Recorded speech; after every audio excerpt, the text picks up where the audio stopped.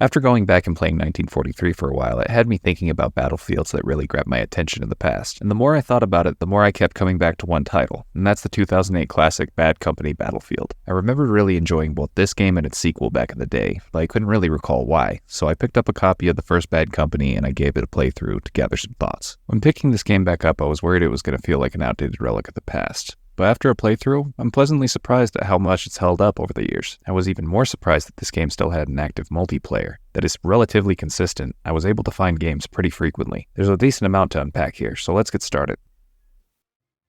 Private Preston Marlowe reporting for duty, sir. You sure you in the right place? I believe so, sir. How many people have died now? Did I say 22? Oh, and then... This is B Company, right?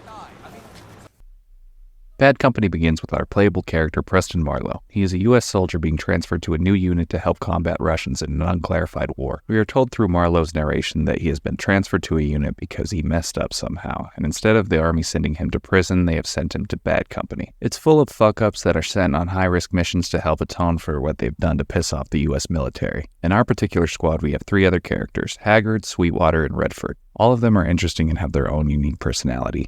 You even get to find out why they were sent to Bad Company in the first place. Sweetwater had too many sexual harassment claims, Haggard couldn't stop mouth-breathing into his comm, and why was Redford sent here again, Tucker? Blacks. Of course none of that's true. Haggard accidentally blew up an ammo dump, Sweetwater uploaded a virus to the military's mainframe, and Redford is actually here willingly. He's trying to make early retirement by being a sergeant for these misfits. So chill out, man.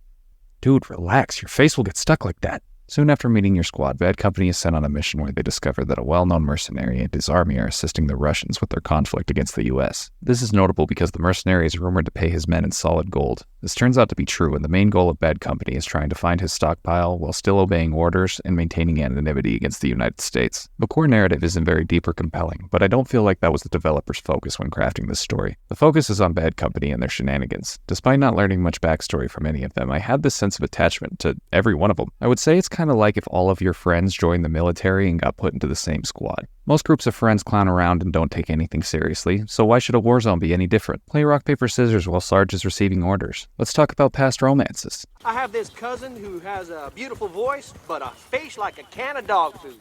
Is that the one that you dated? Yep. Cool. Or we can cruise through an enemy-occupied golf course. Maybe say something funny in a heated moment.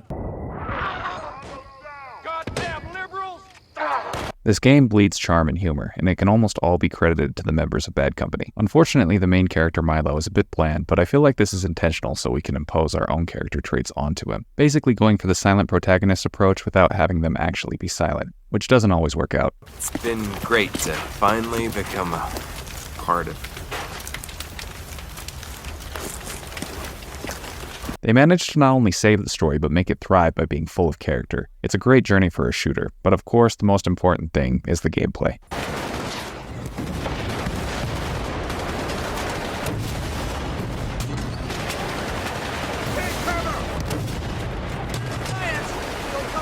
All the charm in the world couldn't make up for a shooter with bad gunplay, but Bad Company's shooting has aged well for the most part. There's a good variety of weapons you can find in the game, and they act as collectibles popping up in your main menu screen as you find them. Each individual weapon handles differently, and luckily most of them feel fantastic to use. One thing worth mentioning though is that the AI is extremely dumb in this game. Sometimes they won't even shoot you unless you look directly at them. To remedy this, they send hordes of enemies at you. Luckily it doesn't compromise the fun factor too much because it does get really chaotic. When it comes to the player's inventory, it doesn't have the 2-weapon storage system you may be familiar with. Opposed to picking up multiple guns and keeping them in your inventory, the game's weapons behave like classes. You will pick up a primary weapon that will determine what your secondary is. You may have a grenade, pistol, or a grenade launcher to use along with equipment. Things like rocket launchers, C4, and remotely guided airstrikes. You can switch to a different class anytime you find a new weapon. And in the end, I grew to really like this system. It's not all great though. Something I found really redundant was the health. You have a normal health bar, but it doesn't regenerate conventionally. You fill it by using a syringe. That regenerates. Well, that just sounds like slavery with extra steps. It sounds like that because that's what it is. DICE took this mechanic out for later games, and I have to believe it's because it is pointless to have a health pack type mechanic if it just regenerates anyway. Also, there isn't a checkpoint system for the most part. If you die while fighting, you're put back a bit on the map, but lose no progress. Even the enemies you killed stay dead. Unless you are currently doing an objective that can be failed, you will have this system the entire game. This, along with the health system, compels me to recommend playing this game on hard, and add some challenge where the other two difficulties lack. These are the few things that I have to complain about gameplay-wise. For the most part, Bad Company's really great. The game offers 6 missions in the main campaign for you to complete. They take roughly 45 minutes and are varied in level design along with objectives. You will have a combat sandbox to explore, find gold as collectibles, and operate vehicles to assist you with completing your goals.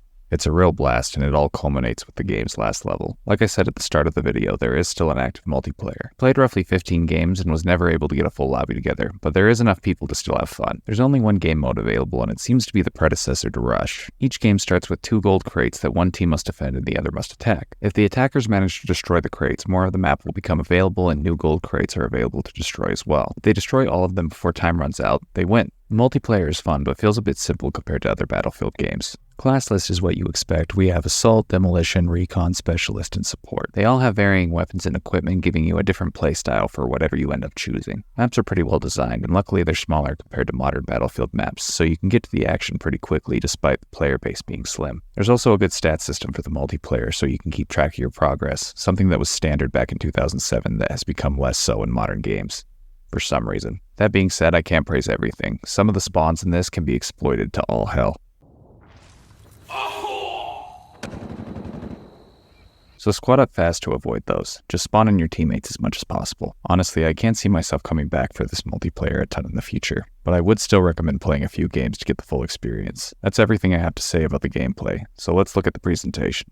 So, when the sergeant said the gold belonged to the army, we all agreed and got back to work. –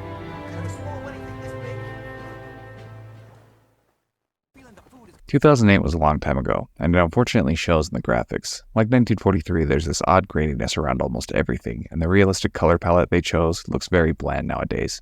But I will say that the level designers made some cool areas for you to explore. Character models, reload, and facial animations have aged well, but overall this game looks a bit ugly. I was even having this odd pixelation effect on pre-rendered cutscenes. I thought it may have been because I was playing the game on digital, but I tried my physical copy and the issue remained. There are some good aspects to the graphics. The particle effects are nice and the explosions are super satisfying.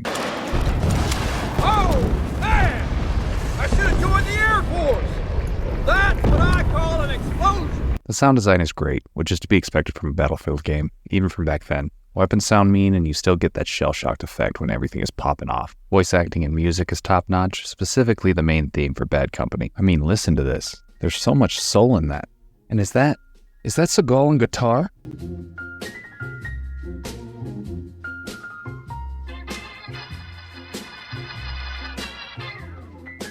God damn, and this boy's got the blues in their core.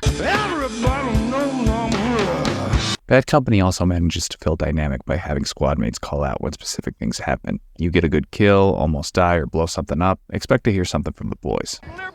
We're pretty much wrapping up here. If you want to pick the game up, it was exclusively available on Xbox 360 and PS3, so keep an eye out for a digital copy or a physical. It had been years since I played this, so I was concerned that I may have had nostalgia goggles on when I'd reminisce about it. But I'm happy to say that isn't the case. There are aspects of this game that have aged poorly, but the dialogue and characters have helped elevate an admittedly old-style shooter to stand the test of time. If shooters are your thing, you should give this a spin. And if you like funny writing, you should have already played it. It's one of the most charming games I can think of in the shooter genre, and I would love to see it get more love. Yes.